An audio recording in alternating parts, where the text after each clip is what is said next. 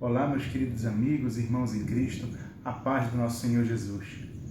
Sejam todos muito bem-vindos ao canal Finanças do Cristão. Nessa tarde nós vamos estar falando sobre a segunda parte do assunto, a mentalidade do cristão vitorioso, vencedor e do cristão derrotado. Hoje eu quero falar com vocês outra qualidade ou outra característica do cristão quando ele tem a mentalidade de um cristão derrotado e uma característica do cristão quando ele tem a mentalidade de vencedor. Na semana passada nós falamos sobre a mentalidade do derrotado quando ele acha que as coisas devem acontecer na vida dele e do cristão vencedor quando ele sabe que tem que agir para que as coisas venham a acontecer, claro, e com a ajuda de Deus ele vai ser muito abençoado.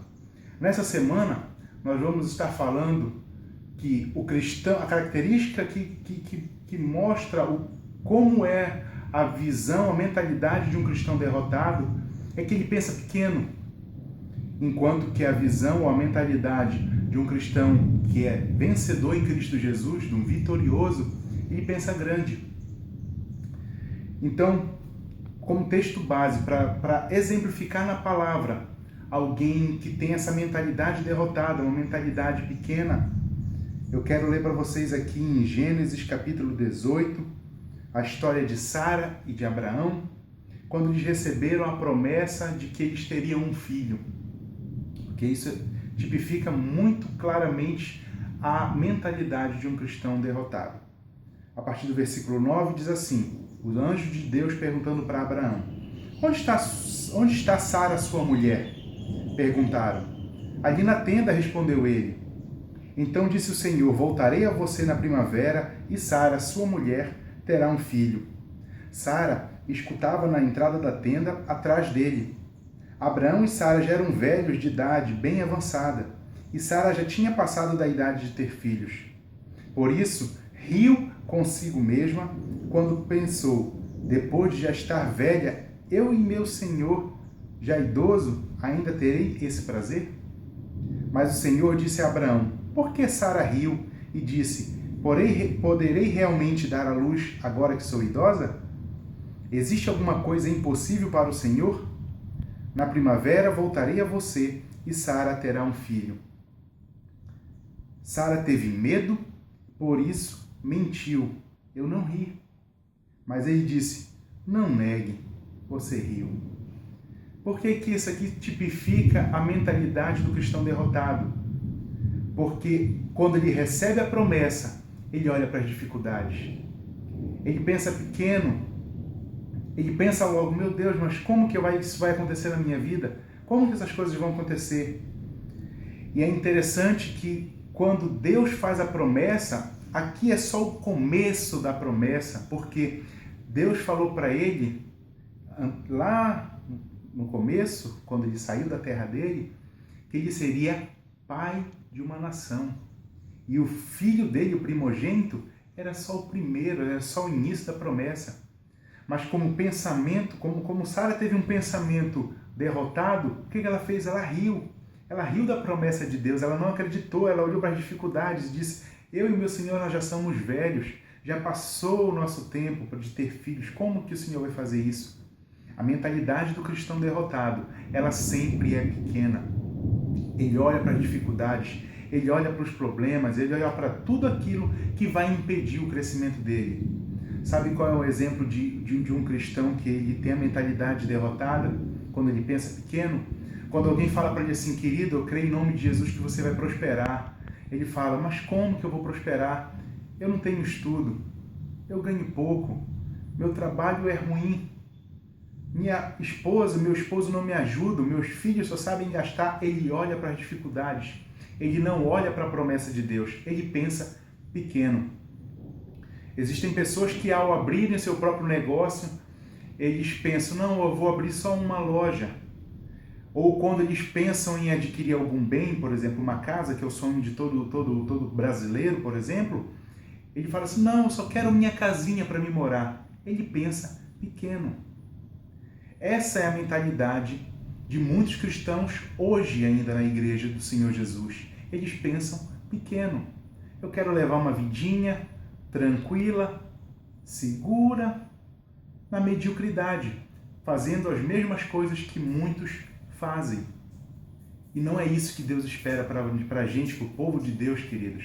Deus espera que nós tenhamos uma mentalidade de coisas grandes, que nós venhamos a receber as promessas de Deus.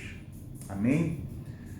Eu quero ler para vocês aqui também um outro exemplo que tipifica a mentalidade grande de alguém que é um cristão com a mentalidade vencedora. E o exemplo que eu vou dar para isso é o exemplo de José. José do Egito, a história você conhece também. José do Egito, ele sonhava grande desde menino. Quando ele começou a ter os sonhos, quando ele era um feixe, que os feixes dos irmãos, eles se curvavam diante do feixe dele, quando ele teve o sonho que o sol, a lua e as estrelas se curvavam diante dele.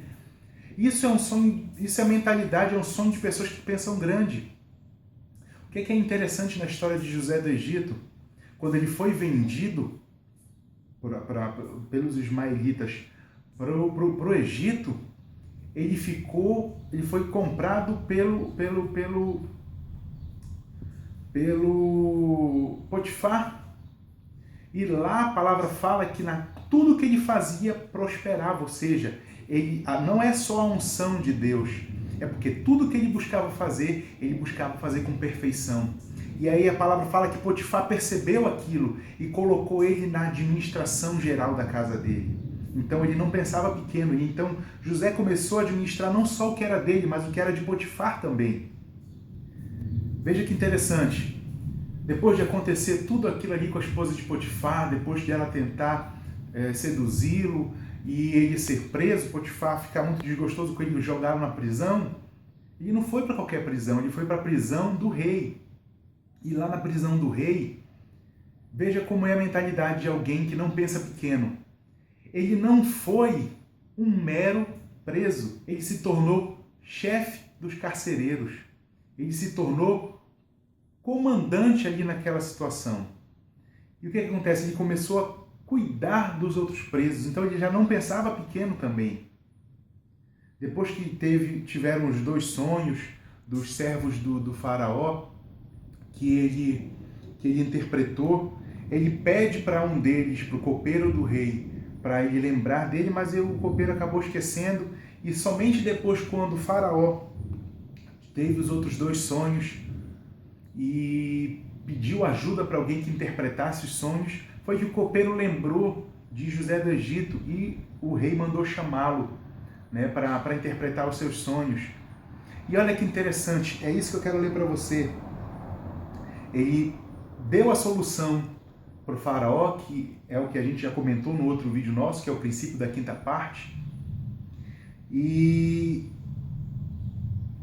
esse plano pareceu excelente aos olhos de Faraó e aos conselheiros de Faraó. E aí Faraó fala assim aqui em Gênesis, no capítulo 41. O plano pareceu bom ao Faraó e a todos os seus conselheiros. Por isso Faraó lhes perguntou: será que vamos achar alguém como este homem em quem está o Espírito Divino? Disse, pois, o Faraó a José: uma vez que Deus lhe revelou todas essas coisas, não há ninguém tão criterioso e sábio como você.